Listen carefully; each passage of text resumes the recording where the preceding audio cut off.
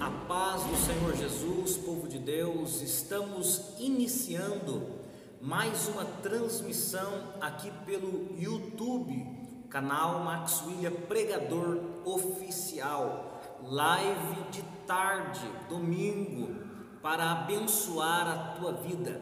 Estamos dando continuidade à nossa imersão escatológica e nesta oportunidade iremos tratar a respeito da segunda vinda de Jesus. Bendito seja o nome do Senhor. Estamos iniciando a nossa imersão desta tarde de domingo. Tema de hoje, a segunda vinda de Jesus. Compartilha a live, coloca aí, hashtag segunda vinda. Iremos aprender hoje, nesta tarde, a respeito da segunda vinda de Jesus. Amém? Bendito seja o nome do Senhor. Eu aguardo que vocês vão compartilhando e eu vou dar início aqui à nossa transmissão da palavra de Deus.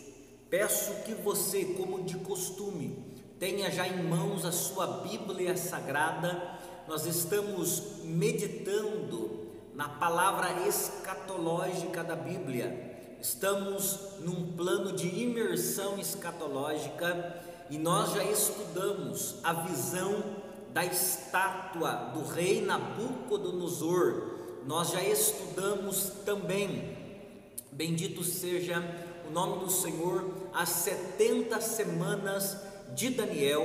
Nós já estudamos também uma introdução à escatologia e hoje daremos continuidade à nossa imersão tratando sobre a segunda vinda de Jesus. Amém? Conosco nossa irmã Aline, minha esposa, está acompanhando. Deus abençoe. Também nossa irmã Pamela Ferraz. Deus abençoe. A paz do Senhor Jesus, que Deus a cubra com sua graça também nesta tarde, em nome de Jesus. Irmãos, aqueles que não assistiram às lives anteriores, onde falamos sobre as 70 semanas, sobre a visão da estátua, sobre a mulher e o dragão de Apocalipse capítulo 12, convido você a assistir. É uma palavra forte, revelada, é Bíblia, e eu fiz questão de deixar bem simples a expressão da escatologia para os irmãos. E hoje, como disse, repito, estamos com o tema a segunda vinda de Jesus. Amém? Enquanto eu inicio aqui, vai compartilhando em nome de Jesus. O texto base para o ensino, para iniciarmos nesta tarde a nossa imersão escatológica, está no Evangelho de Jesus, segundo o evangelista João, no seu capítulo de número 14, versículos 1, 2 e 3. E eu passo a ler agora. Não se turbe o vosso coração, credes em Deus, crede também em mim. Na casa de meu pai há muitas moradas, ponto e vírgula. Se não fosse assim, eu vou-lo teria dito, pois vou preparar-vos lugar. E se eu for e vos preparar um lugar, virei outra vez. Nota, destaca isso na sua Bíblia. Virei outra vez e vos levarei para mim mesmo, para que onde eu estiver, estejais vós também. Meus queridos, Jesus está pregando uma palavra a seus discípulos. Primeiramente, ele não está dizendo estas palavras para o mundo perverso. Jesus está dizendo estas palavras para os seus discípulos. O que são os discípulos de Jesus, senão aqueles que também são chamados de a igreja, de o povo santo, o povo adquirido, a nação santa. Essa palavra não é para incrédulo, esta palavra é para crente, esta palavra é para a igreja. É Jesus que está dando uma palavra para a sua igreja. Você é a igreja de Cristo, tem certeza disso? Então essa palavra é para você. Essa palavra é para você que serve a Deus. É uma promessa, e eu quero debulhar esta promessa nos primeiros minutos desta live e dizer para você que você é alvo de uma palavra de Deus. Oh glória! Você é alvo desta promessa e Deus irá cumprir sobre a sua vida. Você crê nisso? Comenta aqui: eu creio na segunda vinda. Eu creio na segunda vinda. Meus irmãos, Jesus ele abre a sua boca em ensinamento para seu povo e ele diz: não se turbe o vosso coração. Credes em Deus, crede também em mim. Ou seja, vocês creem em Deus, creem no Todo-Poderoso, creem no Pai, crede também no Filho, aquele a quem Ele enviou. Deus enviou o seu Filho Jesus, e este fato esta realidade é para nós motivo de não estarmos perturbados no coração. Jesus está dizendo conosco, chegando aqui, nossa irmã Poliana Laís, a paz do Senhor, Deus abençoe. Jesus está dizendo: não se turbe o coração, não estejais perturbados, não estejais inquietos, incomodados. Credes em Deus, crede também em mim, crede também em mim. Irmãos, eu quero abrir aqui um parênteses nesta palavra e dizer para você que só tem um segredo, só tem uma receita para não estarmos perturbados. Qual é a receita? É crer em Jesus. Crendo em Cristo, crendo em Jesus, nós não ficamos perturbados, nós não ficamos afligidos, nós não ficamos de mente atribulada. É crendo em Cristo, crendo no Deus Pai Todo-Poderoso. Não se turbe, irmão, seu coração. Você está aguardando a segunda vinda de Jesus? Não se turbe, não fica perturbado. Creia somente em Cristo, porque Ele vai cumprir a sua palavra. Oh glória a Deus! Em Jesus ele abre o leque da escatologia e ele começa a revelar algumas coisas. E ele diz: na casa de meu pai há muitas moradas. Ponto e vírgula. É o que está escrito na minha Bíblia e provavelmente é o que está escrito na sua Bíblia. Irmãos, existe uma interpretação muito equivocada desse texto, porque muitos crentes ao longo de muitos anos, eles abrem a Bíblia em João capítulo 14 e comentam aquilo que vem ouvindo e não leem com clareza, com detalhes o que está escrito.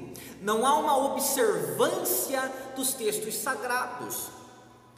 Quando lemos um texto desse, devemos ter atenção naquilo que está escrito e procurar o real entendimento do texto, aquilo que realmente Jesus quis dizer e aquilo que realmente João quis falar.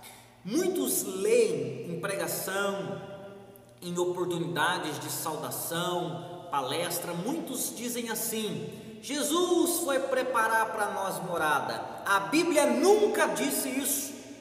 A Bíblia nunca disse que Jesus foi para preparar morada. Mas como não, pregador Max William? Como não? Está escrito aqui. Leia direito. Lemos com atenção hoje e você vai perceber que Jesus não foi preparar a morada, não foi, e nós vamos ver isso agora, nesses primeiros minutos desta live.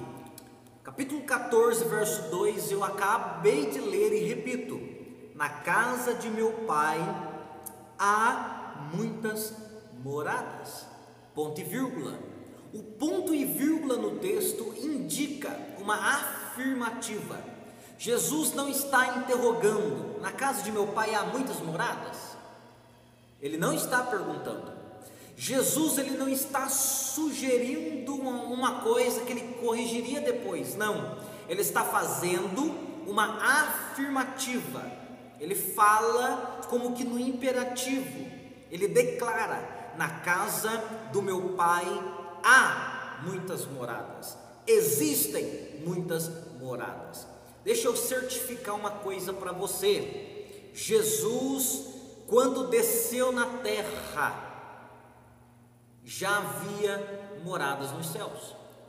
Antes que ele descesse na terra, na sua primeira vinda, que foi a vinda em carne, a sua encarnação no ventre de Maria, antes disso, as moradas já estavam prontas. Moradas para quem? Moradas para a igreja, moradas para mim, moradas para você. Já havia moradas prontas, preparadas. Na casa do meu pai há muitas moradas, existe muitas moradas, elas estão lá, prontas, preparadas.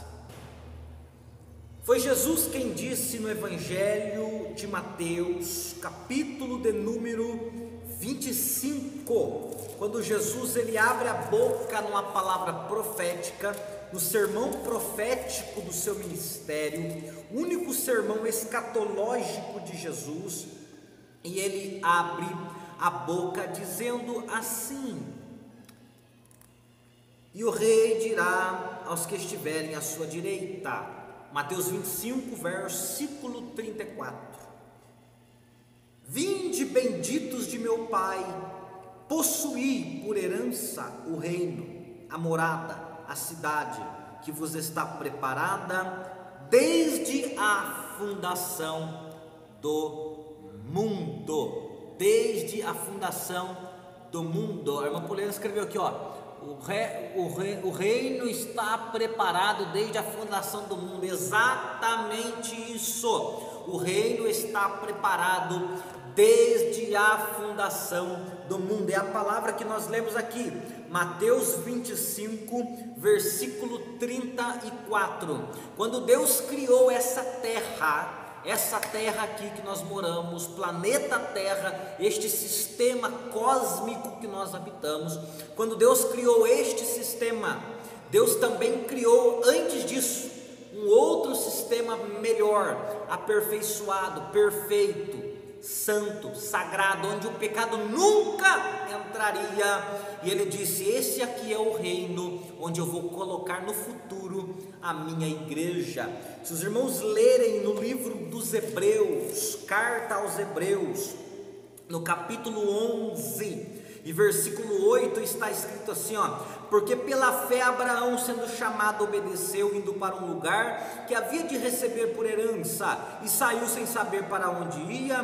Pela fé habitou na terra da promessa, como em terra alheia, morando em cabanas com Isaque e Jacó, herdeiros com ele da mesma promessa, porque Abraão esperava a cidade que tem fundamentos, da qual o artífice e construtor é Deus. Por que Abraão não se importou em peregrinar em terra que não era sua? Porque ele sabia que se ele estivesse em Canaã com Deus, ou em Ur com Deus, todavia não era o seu destino final, nem Ur dos caldeus e nem Canaã. O seu destino final era uma cidade que Abraão esperava, a qual ele viu que tem fundamentos, que Deus a preparou, Deus a fundou. Qual cidade que Abraão via? Abraão via a cidade que Deus preparou para a sua igreja. Que Jesus diz assim: na casa do meu pai tem muitas moradas. Aí Jesus diz assim: eu vou seguir, porque esse não é o tema. Nós ainda teremos uma imersão aqui apenas sobre a nova Jerusalém e o novo céu e a nova terra. Não perca, não perca. Eu tenho uma palavra profunda para entregar a respeito da nova Jerusalém, do novo céu e nova terra, em Apocalipse 22. Mas hoje o tema é a segunda vinda de Jesus.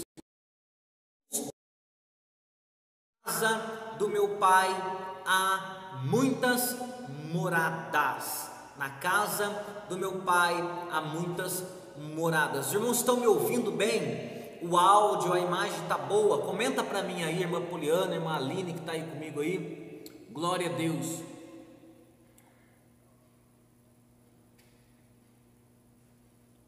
Glória a Deus, glória a Deus.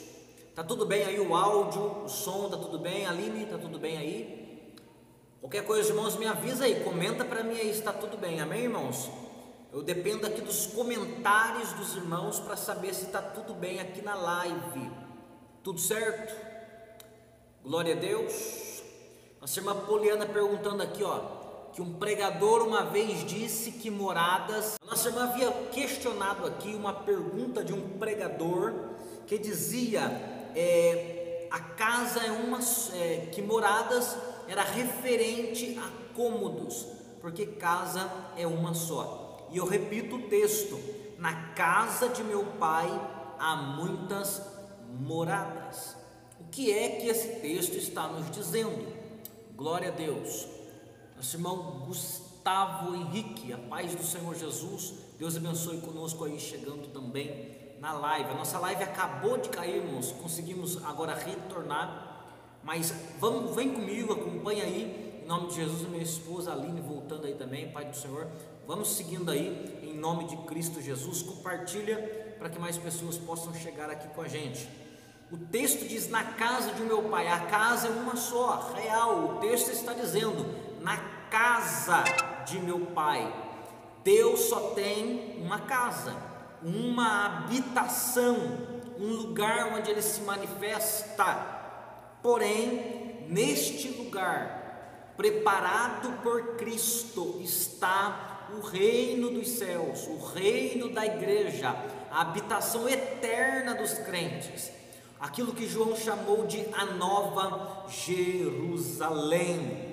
Na casa do meu Pai há muitas moradas. O que é que Deus vai fazer? Deus vai repetir o que Ele fez no deserto. No deserto, Deus habitava no tabernáculo, Israel todo em volta do tabernáculo. Agora, na nova criação, o Senhor preparou da mesma forma a sua igreja, o seu povo, a esposa, a amada do amado, a santa do santo, a querida do querido, a menina dos seus olhos, estará todos num assentamento em torno de Cristo, do Cordeiro de Deus. Jesus disse: na casa do meu Pai há muitas moradas, já está tudo pronto e Ele melhora.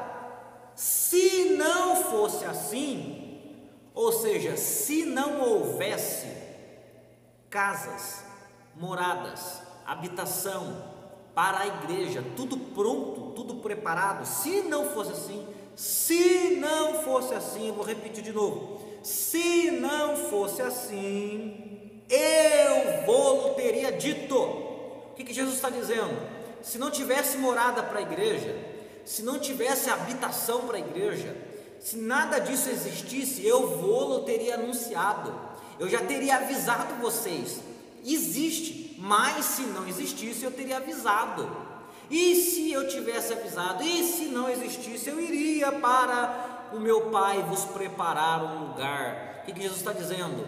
Se não tivesse lugar para vocês lá, eu iria preparar, porque eu quero que vocês estejam comigo. Mas fiquem pré-avisados, de antemão eu já estou avisando: na casa do meu Pai há muitas moradas. Você pode dar glória a Deus por isso, irmãos? Na casa do seu Pai, do seu Deus, existem moradas esperando por você. E João viu essas moradas.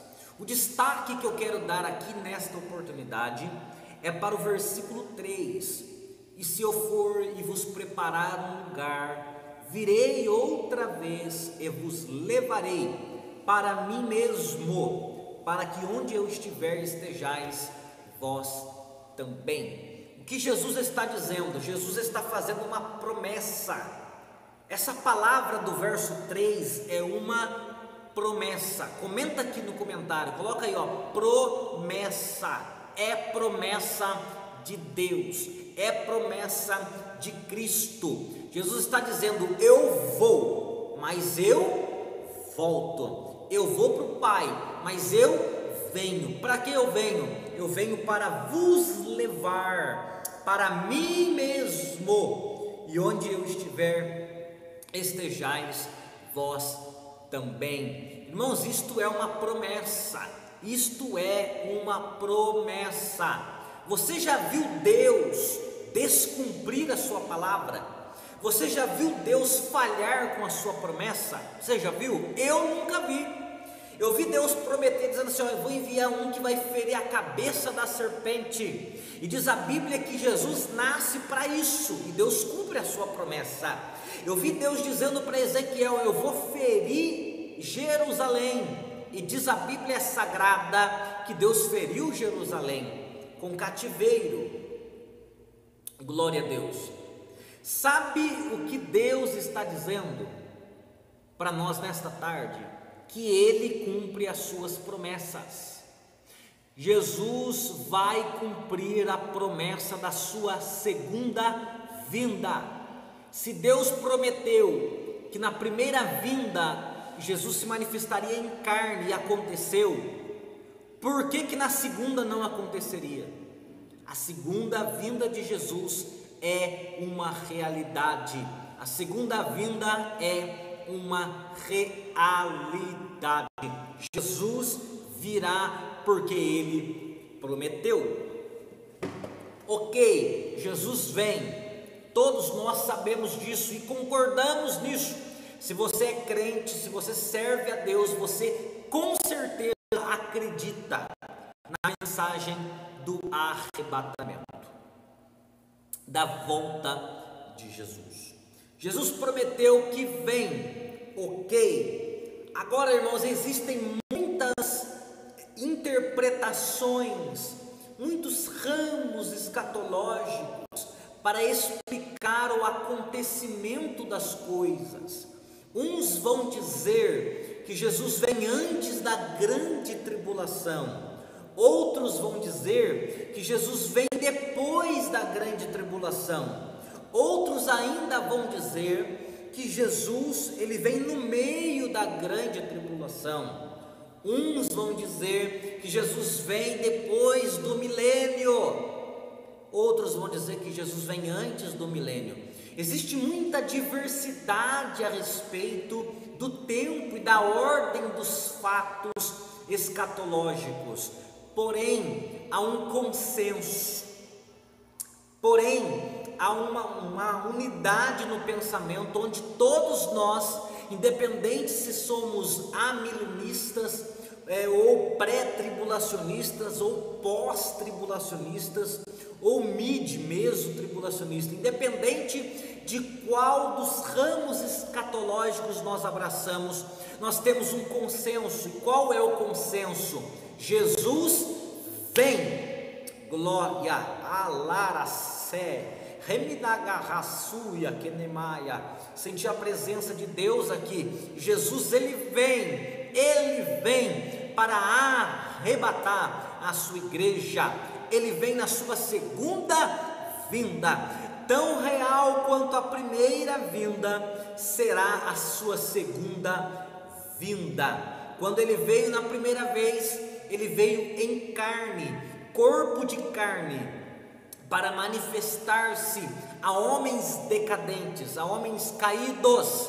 Mas na sua segunda vinda agora, ele virá não para se manifestar a homens decadentes, mas para se manifestar a homens regenerados, transformados, mudados e transformados pela ação do Espírito Santo. Você foi mudado pelo Espírito Santo, você foi mudado por Deus, então Jesus vem para se manifestar especialmente pela sua vida. Ele virá também para trazer, logicamente, juízo para os ímpios, mas a sua segunda vinda é em especial uma manifestação para a sua igreja, para o seu povo. Na primeira vinda ele vem em carne, na sua segunda vinda ele virá com um corpo glorificado, o corpo que ele ressuscitou ao terceiro dia e o corpo que ele subiu arrebatado aos céus em Atos capítulo 1. Irmão Max, por que você toda vez que vai falar de Atos 1 diz que Jesus foi arrebatado? Eu tenho um vídeo especial explicando sobre isso, irmãos. A ascensão não está na Bíblia, está na epígrafe. A palavra ascensão está na epígrafe, não é uma palavra bíblica, não explica, não expõe bem o que está acontecendo em Atos capítulo 1. Se observarmos Apocalipse 12, vamos ver que a palavra correta é arrebatamento de Cristo. Confere o vídeo, confere a live anterior, tá? Quando eu falei sobre a mulher e o dragão, Apocalipse 12, e você vai identificar no texto bíblico o porquê que Jesus foi arrebatado, e a palavra certa é arrebatamento de Jesus e não ascensão. Jesus, ele virá, há um consenso, tá? Há um consenso. Na casa de meu pai há muitas moradas, se não fosse assim eu vou-lhe teria dito. Jesus vem. Quando Jesus vem? Quando? Irmãos, abramos a Bíblia Sagrada no Evangelho segundo Mateus, no capítulo de número 24, capítulo 24, e o versículo é o de número 29, glória ao nome do Senhor. Nosso irmão Gustavo Henrique, seja bem-vindo, varão, em nome de Jesus, conosco na live aí, ô glória. Poliana, Aline, Pamela Ferraz, que Deus abençoe a todos os irmãos, em nome de Cristo. Em Mateus capítulo 24, e no versículo 29, existe uma chave escatológica, um texto muito significativo a respeito da vinda de Jesus. E esse texto nos dá um parâmetro, nos dá uma visão a respeito da grande tribulação que antecede, que vem antes da vinda de Jesus. Segunda vinda, ok? E está escrito: e logo depois da aflição daqueles dias, o sol escurecerá, e a lua não dará sua luz, e as estrelas cairão do céu, e as potências dos céus serão abaladas, e então aparecerá no céu o sinal do Filho do Homem, e todas as tribos da terra se lamentarão, e verão o Filho do Homem vindo sobre as nuvens do céu, com poder e grande glória. Irmãos, observe este texto bíblico. O texto é claro, não existe tradução que esteja escrito: antes da aflição daqueles dias vai acontecer estas coisas. Não existe tradução nenhuma, nem na portuguesa, nem na inglesa, nem na espanhola, nem em versão, nem em língua nenhuma existe uma palavra que diga que estes fatos, inclusive a volta de Jesus, aconteceria antes da grande tribulação. Não existe, mas existe um texto aqui que diz logo depois. Diga comigo onde você estiver na sua casa, logo depois. Verbalize essa palavra, que é para você mentalizar. Depois da aflição daqueles dias. O que é que Jesus está dizendo no seu sermão profético?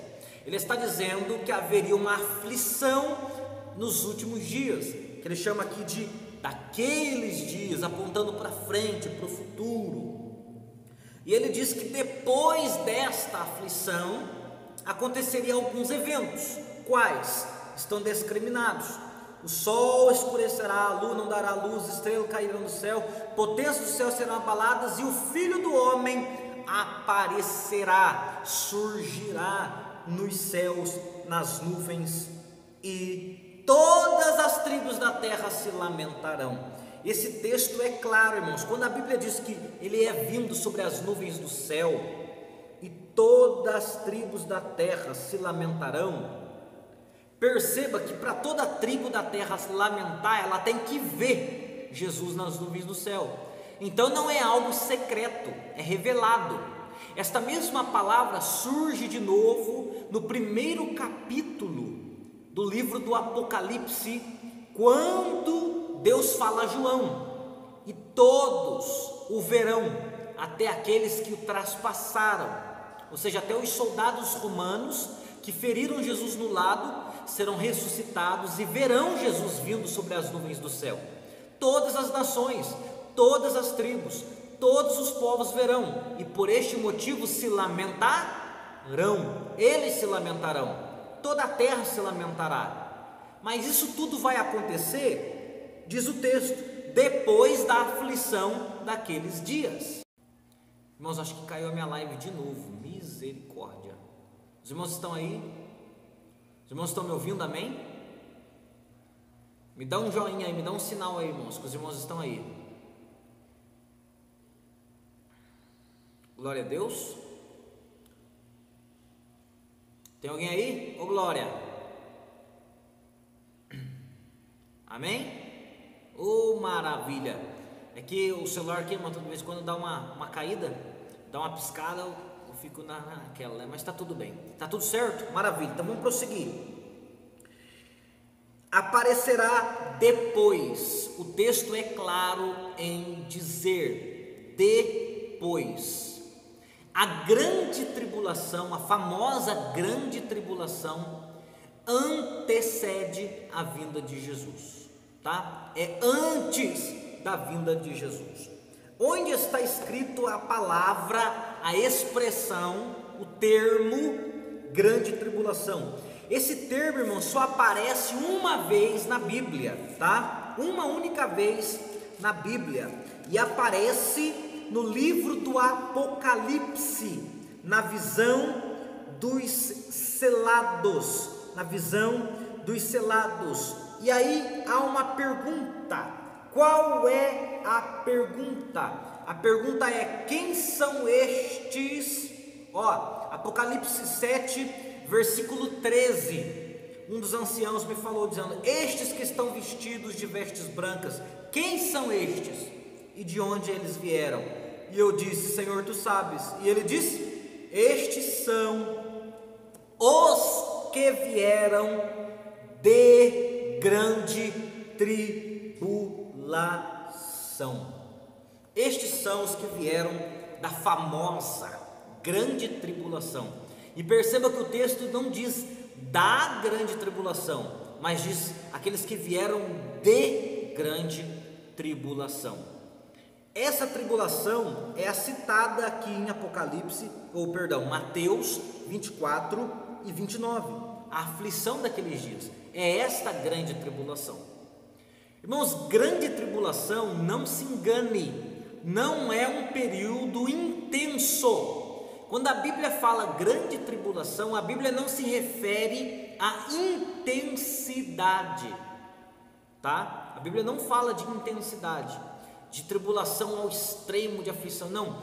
Mas grande aqui no contexto é referente ao tempo, tá? Ao tempo. Por que grande tribulação? Porque seria uma tribulação de muitos dias, de muitos anos, de muitos até talvez milênios. Quando se iniciou este período de grande tribulação? Se iniciou no nascimento da igreja. Quando a igreja nasce, ela já nasce em tribulação.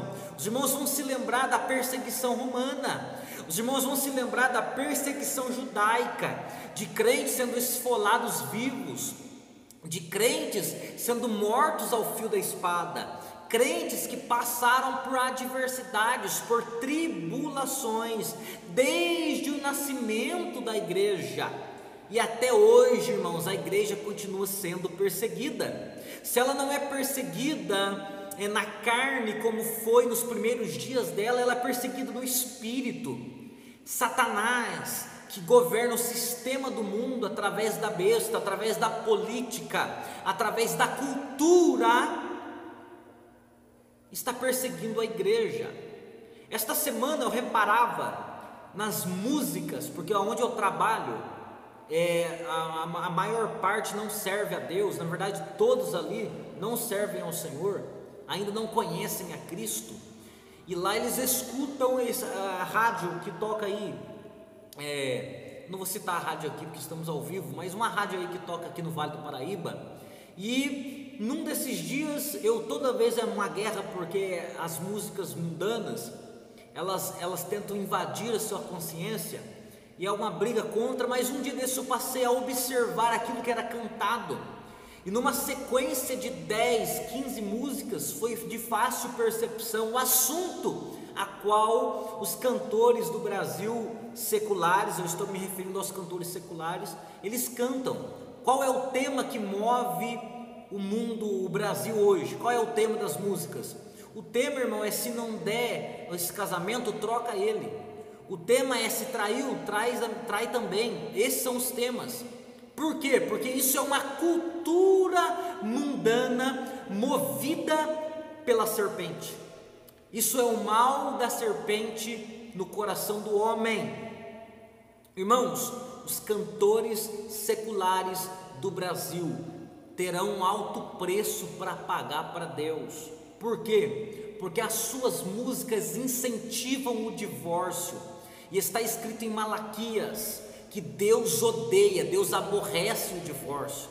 As suas músicas, elas incentivam o pecado, e Deus diz: eu abomino o pecado. Então, irmãos, estas músicas mundanas, estes cantores do Brasil que estão incentivando, têm um alto preço para pagar para Deus. E tudo isso, irmãos, é uma perseguição à igreja, é uma perseguição ao povo de Deus, é uma perseguição cultural, e isso é uma tribulação no espírito. O crente que não se atribula, quando escuta uma música como essa, por exemplo, que incentiva o divórcio, a separação, a traição, se ele não é atribulado com isso, tem alguma coisa errada com esse crente. O crente deve sim, irmão, se perturbar no espírito com isto, deve se incomodar sim, porque se ele não se incomoda, alguma coisa está errada com ele, alguma coisa está errada com ele. Glória ao nome do Senhor. Estamos passando por esta grande tribulação. É uma extensa, é longo tempo, irmãos. Faz muito tempo que a igreja está sofrendo, e essa tribulação vai seguir até a vinda de Jesus, a sua segunda vinda sobre as nuvens do céu, dia em que todas as tribos da terra se lamentarão, irão chorar. Hoje eles gozam do pecado, se alegram do pecado, mas naquele dia haverá pranto e ranger de dentes diante do juízo de Deus. Eu quero dizer para todos que estão assistindo comigo ao vivo agora e que vão assistir depois: Jesus, ele é amor.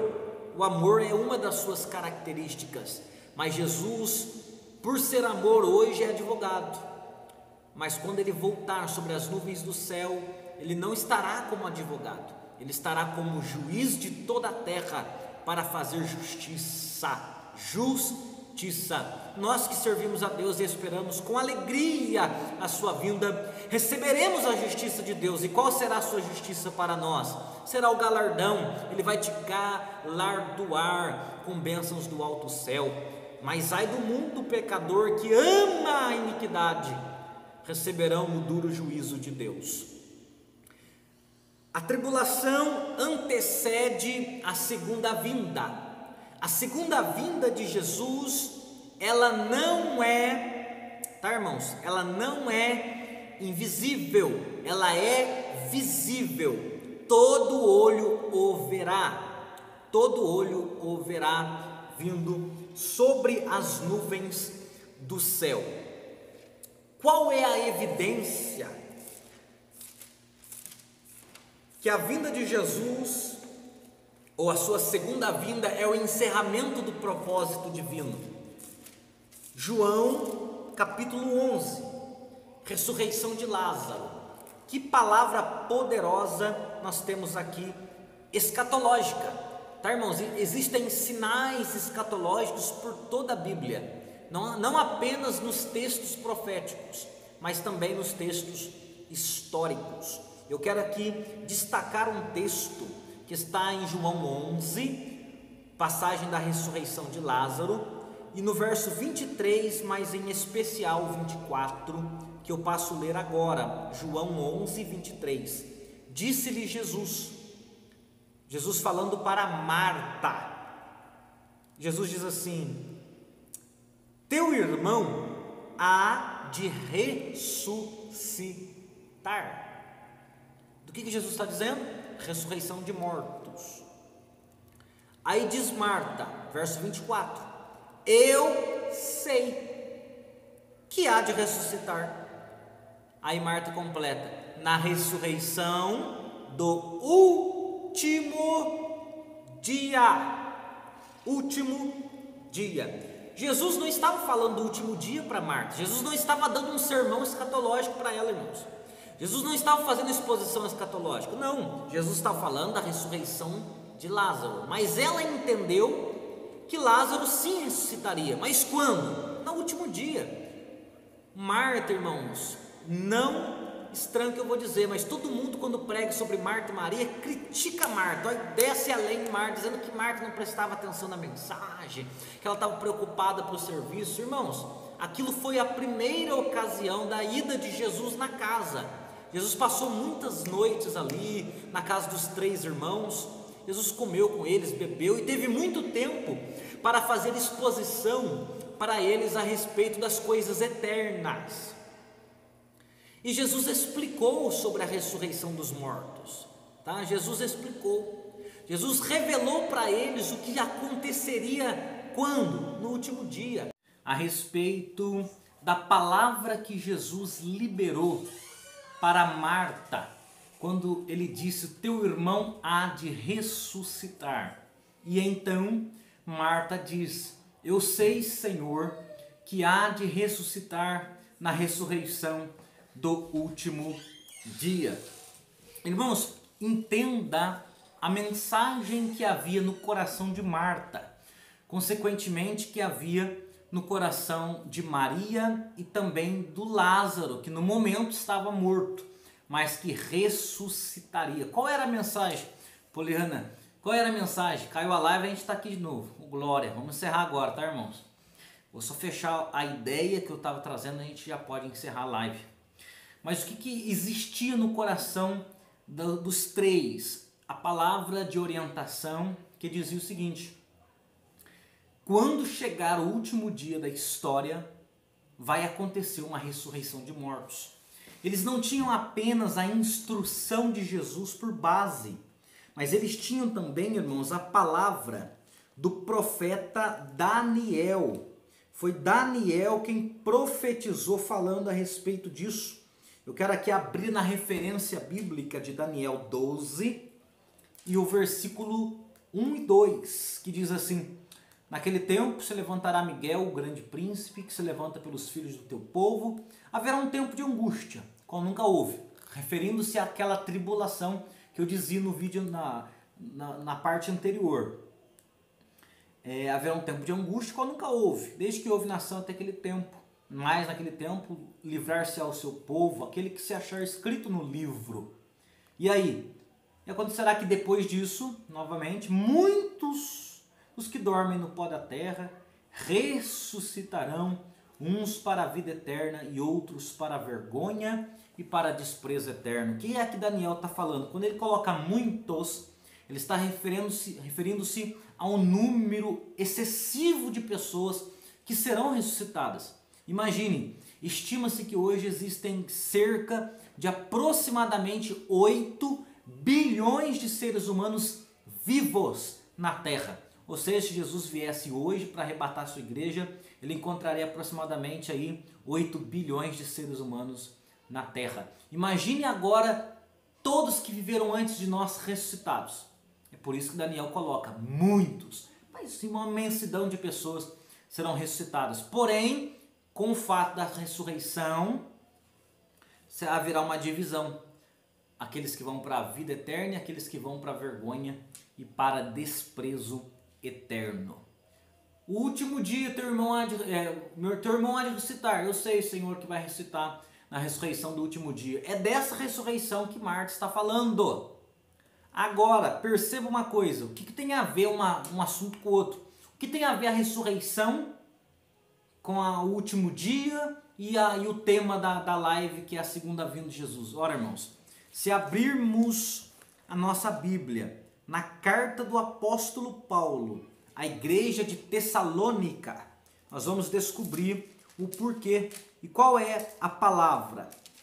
A palavra é: não quero, irmãos, que sejais ignorantes acerca dos que já dormem, ou seja, aqueles que morreram, para que não vos entristeçais como os demais. Eu estou lendo a primeira carta de Tessalônica, Tessalonicenses 4:13.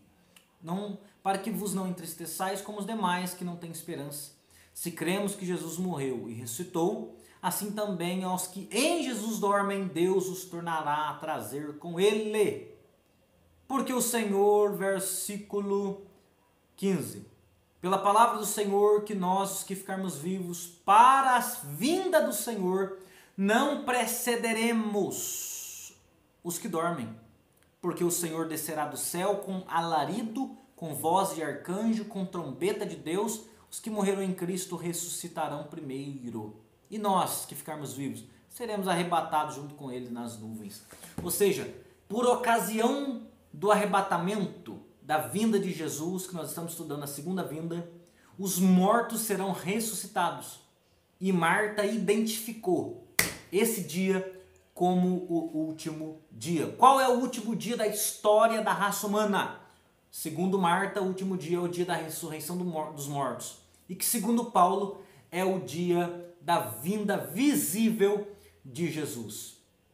Depois que Jesus vem, não existe mais fatos para acontecerem aqui, ao menos aqui nesta terra, pois tudo que há de acontecer será já na eternidade.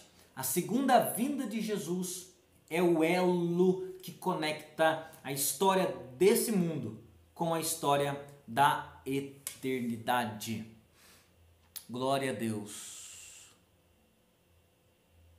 Oh, glória, a irmã dizendo isso aí, ó. Este fato da ressurreição, tanto para os salvos quanto para os condenados, é algo que me surpreendeu. Eu aprendi isso com o irmão. Amém. Glória a Deus por isso. É isso que me alegra, irmãos, aqui nesse canal no YouTube. É poder compartilhar a palavra de Deus, o entendimento que Deus me deu a respeito das coisas com os irmãos. Que os irmãos aprendam muito mais. Nosso irmão Poliano, Deus abençoe em nome de Jesus. Também tem um canal aí abençoado no YouTube. Que Deus abençoe em nome de Cristo Jesus. Essa é a nossa alegria. Irmãos, repetindo essa última parte para você guardar. Por ocasião da vinda de Jesus, acontecerá a ressurreição dos mortos. A sua segunda vinda, quando ela se manifestar, a ressurreição dos mortos também acontecerá. Que, segundo a palavra de Marta, é o que nós conhecemos por último dia. E se é o último dia, não existe nada depois disso. Último dia, último dia. Último dia da história. Então a vinda de Jesus conecta dois tempos. O tempo da primeira criação deste mundo, dessa história, e o da segunda na eternidade. Amém, irmãos? Para fechar a live sobre a segunda vinda de Jesus. Jesus vem. Amém? Estejamos prontos, preparados. A qualquer momento a trombeta vai soar. Pode ser enquanto nós estamos numa live como essa. Mas Jesus vem para arrebatar a sua igreja. Vem para buscar eu e você. Amém? Irmãos, que Deus vos abençoe. Em nome de Cristo, terça-feira à noite, com a permissão do nosso mestre, estaremos ao vivo por volta ali das 9 horas para compartilhar uma poderosa palavra de Deus ao nosso coração, ao coração dos irmãos. Obrigado aí, nossa irmã Poliana Laís, que nos acompanhou. A live caiu, irmãos, por 2 vezes hoje. Ô prova, mas ô glória também, no nome de Jesus Cristo. Amém, irmãos? Que Deus vos abençoe, em nome de Cristo Jesus. Sigamos firme na confiança, na fé de Cristo, porque a segunda vinda é uma realidade. Irmãos, não deixa essa palavra que é verdadeira, ela ser apagada no nosso coração. Eu sei que o mundo é mau, mas Jesus vem e nós vamos descansar no Senhor na eternidade. Amém, irmãos? A paz do Senhor Jesus. Fiquem com Deus. Esta foi mais uma parte da nossa imersão escatológica, tratando hoje sobre a segunda vinda de Cristo. A paz do Senhor Jesus. Até a próxima live e vídeos em nome de Cristo. Amém. Glória a Deus. Obrigado, Senhor.